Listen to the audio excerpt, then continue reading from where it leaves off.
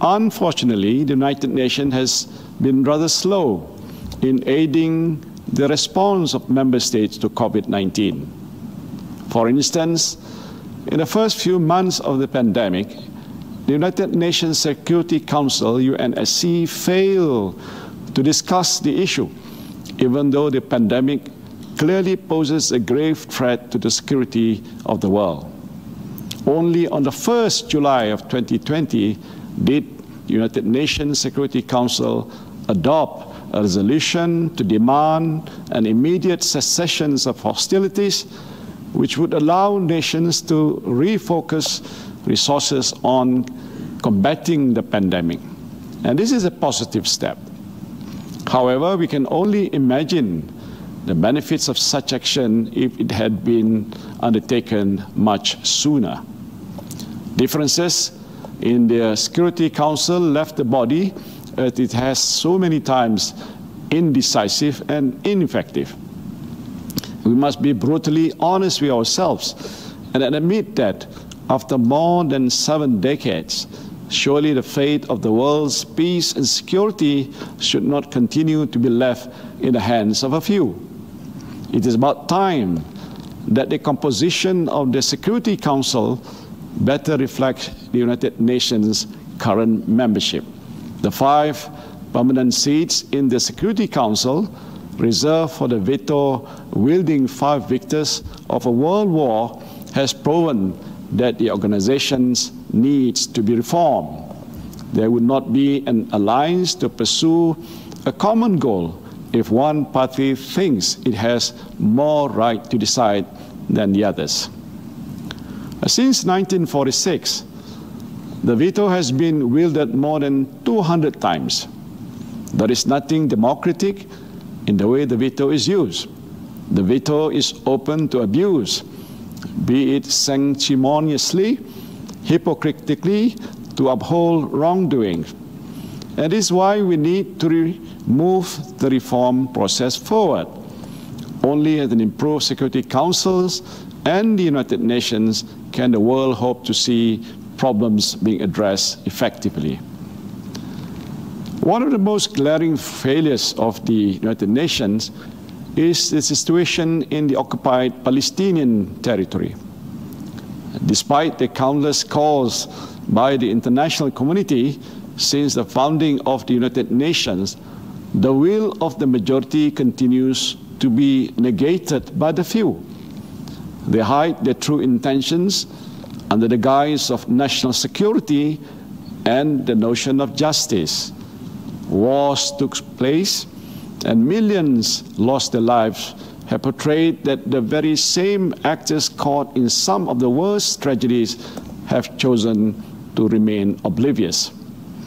For there to be lasting peace in the Middle East, the prescribed international consensus in conjunction with international law, United Nations resolutions, and the UN Charter, Israel must do several things.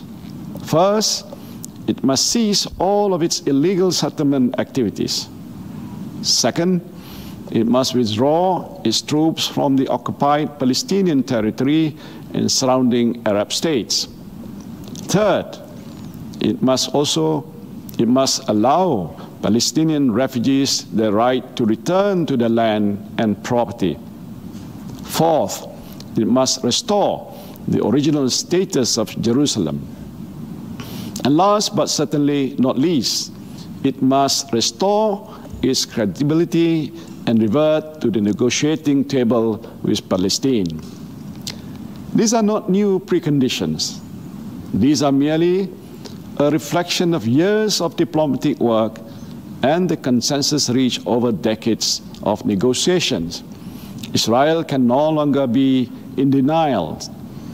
Israel continues to threaten Palestinian statehood with further annexation of Palestinian land, further denying Palestine any semblance of human security or peace. Malaysia's position on this matter remains clear and consistent. Annexation is unlawful. It violates the Charter of the United Nations, the Geneva Conventions, and relevant resolutions of the General Assembly and the Security Council. The acquisition of any territory by war or force is inadmissible and illegal. As such, there will never be, nor can there ever be, any legitimacy in Israel's actions against Palestine. Now, together with the rest of the international community, Malaysia will continue to reaffirm its support to the realization of the State of Palestine based on the pre-1967 borders with East Jerusalem at its capital. The only viable way forward is a negotiated two-state solution.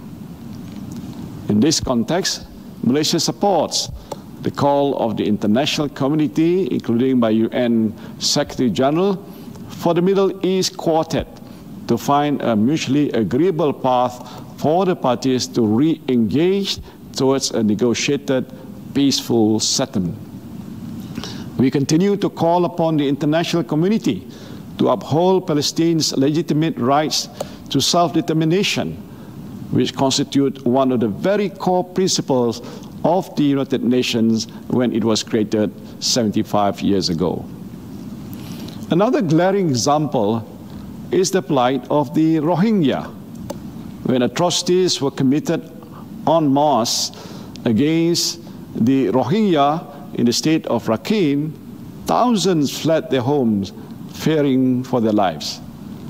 Many died while crossing oceans and land in search of safety, whilst many others fell victim to opportunistic human trafficking rings, promising the Rohingya a life they could only dream of. Yet they still choose to make that life threatening decision to leave home out of sheer desperation. The spillover effects of the crisis in the Rakhine state, which includes the mass migrations of people from Myanmar, has significantly impacted not only Malaysia, but also other neighboring countries. Malaysia currently hosts the largest number of Rohingya refugees in Southeast Asia. As a developing nation coping with the cost of managing and providing protections to nearly 180,000 registered refugees and asylum seekers in the country, with 80% of them from Myanmar, our resources are stretched thin. Yet Malaysia is expected to do more to accommodate these incoming refugees. Is that fair? Now, although Malaysia is not a party to the 1951 Refugees Convention and its 1967 protocol, Malaysia has taken up the social and financial responsibility in providing humanitarian assistance and protection to Rohingya refugees on humanitarian grounds. The time has come for state parties to the convention to shoulder a proportionate burden and responsibility in addressing the problems by opening the doors for more refugees for resettlement and relocation. Addressing the influx of these refugees into our borders is one side of the story. The bigger question is, how can the international community play a more meaningful role to end the atrocities in the Rakhine state? And these are just two glaring examples why a stronger, a better United Nations is necessary. The credibility of United Nations can and must be restored in order to build the future we want, United Nations we need. This can only be done if we find the moral courage and political will to do what is right.